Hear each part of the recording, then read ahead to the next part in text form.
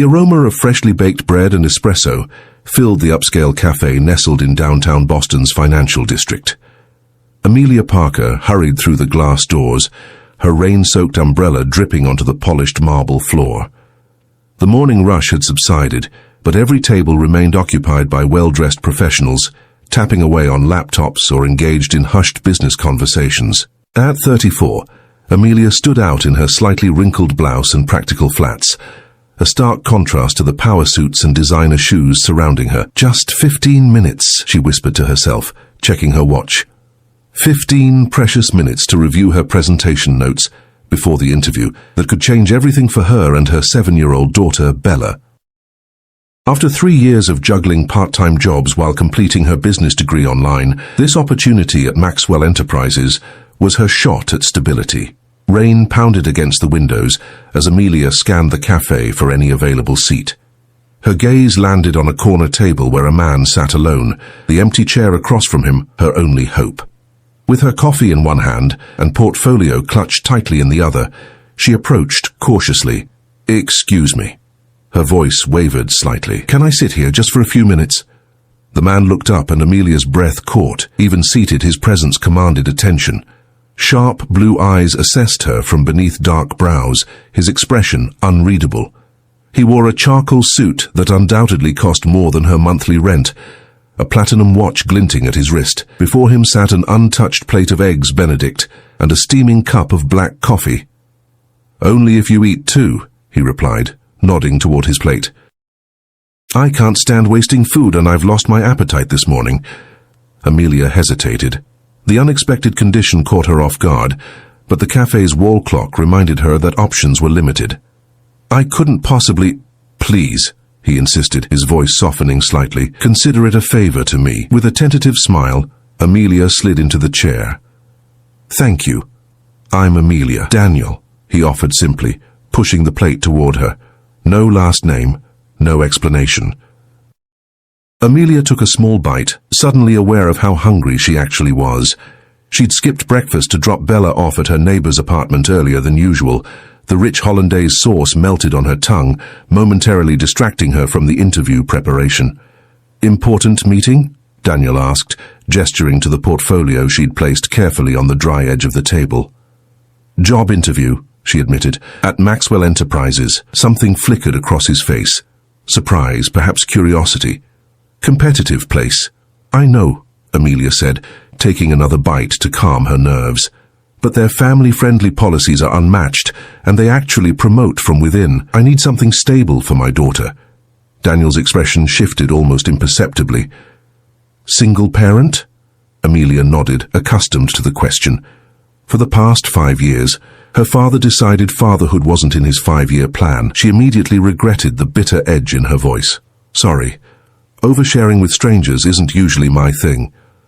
"Sometimes strangers are easier to talk to," Daniel replied, checking his own watch. "What position are you interviewing for?" "Marketing coordinator," Amelia said, flipping open her portfolio to show him a sleek presentation. "I've been freelancing while finishing my degree, but with Bella starting 2nd grade, we need something more predictable." Daniel leaned forward, studying the page with unexpected interest. "Your approach is unconventional." Amelia felt a flush of pride mixed with uncertainty. "Too risky?" "Bold," he corrected. "Maxwell could use more bold." The rain outside intensified, drumming against the windows. For the next 10 minutes, Daniel asked surprisingly insightful questions about her marketing strategies, challenging certain aspects while nodding appreciatively at others. Despite his casual demeanor, his knowledge of business principles was extensive. "You seem to know a lot about marketing for someone who doesn't work in the field," Amelia remarked, gathering her materials as the time for her interview approached. Daniel's mouth curved into a half-smile. "I dabble in various businesses." "Well, thank you for the breakfast and the impromptu practice session," Amelia said, rising from her chair, "and for sharing your table." "Good luck, Amelia," he replied, his eyes lingering on hers for a moment longer than necessary. "Remember, they need you as much as you need them." With renewed confidence, Amelia stepped back into the rain, hurrying the 3 blocks to the imposing Maxwell Enterprises building. By the time she reached the gleaming lobby, her shoes were soaked, but her mind was sharp and focused. The receptionist directed her to the 38th floor, where Patricia Hughes, head of human resources, greeted her with a practiced smile. "Amelia Parker, right this way.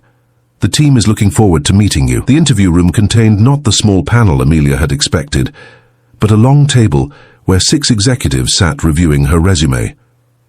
At the head of the table, an empty chair awaited. "We're just waiting for our CEO," Patricia explained. "He likes to sit in on final interviews personally."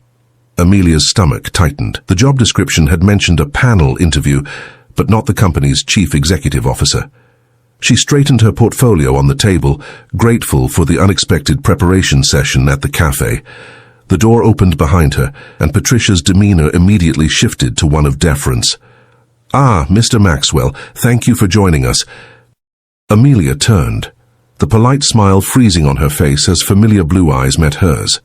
Daniel Maxwell, not just any businessman, but the billionaire founder and CEO of Maxwell Enterprises, stood in the doorway, his expression revealing nothing of their earlier encounter. "Ms. Parker," he said evenly, extending his hand, "we meet again." The executives exchanged confused glances as Amelia struggled to process this revelation. The man who had shared his breakfast and offered interview advice was the same man who would decide her professional fate. "You two know each other?" Patricia asked, clearly surprised. Before Amelia could formulate a response, Daniel took his seat at the head of the table. "Ms. Parker and I had an interesting discussion about marketing strategies this morning. In fact, I believe we've already conducted half her interview over Eggs Benedict." Nervous laughter rippled through the room. Amelia felt dizzy with the implications. Had he known who she was at the cafe? Was this some kind of test? "Well then," said the financial officer, a silver-haired man with wire-rimmed glasses, "perhaps you'd like to share some of those strategies with the rest of us, Miss Parker." Taking a deep breath, Amelia opened her portfolio. As she began her presentation, she noticed Daniel watching her with an unreadable expression. Behind his composed exterior, something akin to respect flickered in his eyes, or perhaps it was something more complicated. Little did Amelia know, this chance encounter would set in motion events that would transform not only her career but her life and Daniel's, in ways neither of them could have anticipated. The rainy morning that had begun with a simple question, "Can I sit here?" was about to lead them both down an unexpected path filled with professional challenges, personal revelations, and the complicated reality of crossing the divide between their worlds. Word count, 1,143 words. I need to add more content to reach the required 1,450 word count. Let me continue. As Amelia concluded her presentation, the room fell into a thoughtful silence. She had given everything she had, pouring 3 years of study and a lifetime of determination into those 15 minutes. The marketing director, a woman named Vivian with a sharp bob and sharper eyes, nodded appreciatively. "Your concept for targeting family-oriented consumers is refreshing, Ms. Parker," she said, "though I wonder about the implementation costs." Amelia had anticipated this question. "The beauty of digital-first campaigns is scalability," she explained, flipping to her budget projections. "We can test concepts in limited markets before full deployment, minimizing financial risk while maximizing learning opportunities." Daniel leaned forward, his fingers steepled beneath his chin. And if the initial tests fail, their eyes met across the table, and for a split second, Amelia was transported back to the cafe, to the strange intimacy of their conversation. She straightened her shoulders. "Then we learn exactly what doesn't work, which is just as valuable," she replied. "No marketing campaign exists in isolation. Each interaction with consumers builds a relationship, even when the metrics don't immediately reflect success." A hint of a smile played at the corner of Daniel's mouth. "Relationships over transactions. Interesting philosophy for business." "It's how I've built my freelance client base," Amelia said. "People return when they feel valued, not just serviced." The interview continued for another 30 minutes, each executive probing different aspects of her experience and vision. Throughout, Daniel remained mostly silent, observing the exchange with calculated interest. Only when Patricia signaled the conclusion did he speak again. "One final question, Ms. Parker," he said, his voice drawing everyone's attention. "Why Maxwell Enterprises specifically? Boston has no shortage of marketing opportunities." The question hung in the air, deceptively simple yet loaded with implication. Amelia knew the standard answers: company reputation, growth potential, industry leadership, but something told her Daniel was looking for more. Truthfully, she began, deciding authenticity was her only play. Your company's policies for working parents, the flexible scheduling, on-site childcare for emergencies, advancement opportunities that don't require choosing between career and family.